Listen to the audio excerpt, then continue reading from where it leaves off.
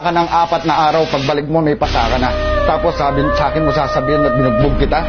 Hindi kita binugbog, lady. Iniwan mo yung mga bata, madaling araw, ginising ako ng panganay natin na anak. Ang sabi niya, daddy, umalis si mami. Umalis ako, hinahanap kita. Nag-text ako sa tita mo, wala ka daw dito.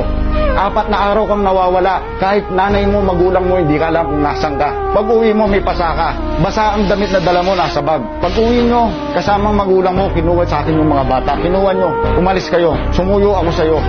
Doon time na nagbibigay ako ng sustento, bigas, pagkain.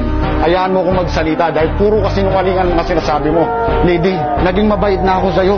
8 taon tayong nagsama. Kung naging battered wife ka sa akin, hindi ka magtatagal ng 8 taon sa akin. Lahat ng gusto mo, binigay ko. Nagpakahirap ako. Nagtrabaho ako sa bukid, pagiging bag-announcer ko sa basketball. Lahat ng sahod ko, binibigay ko sa'yo. Nag-abroad ka. Hindi mo kinaya, hindi ka makauwi. Anong ginawa ko? Binenta ko ang motor ko para mabayaran mga utang mo. Pag uwi mo, sinong sumundo sa'yo? Lalaki mo. Ilang buwan makalipas na lamang ko, buntis ka. Hindi kita sinaktan, umamin ka sa akin na ang pinagbubuntis mo ay kay Dennis sa tropa ko. Pero hindi kita sinaktan, kaya huwag mo sabihin battered wife ka sa akin. Ako nga, nagtatrabaho 24 oras, nagugwardiya ako. Pagdating ko sa bahay, diretso ako ng bukid. Ni pagkain, tubig na malamig, di mo man ako bibigyan.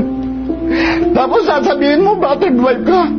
Napakasinungaling. Ikaw ang kasinungaling, lady. Nakikita ng panganay nating anak kung paano kayo nagyayakapan sa kwarto. Ganyan ba yung nanay na sinasabi mo? Kung sinasaktan kita, lady, yan ang sinasabi ko to, hindi ka magtatagal ng 8 taon sa akin.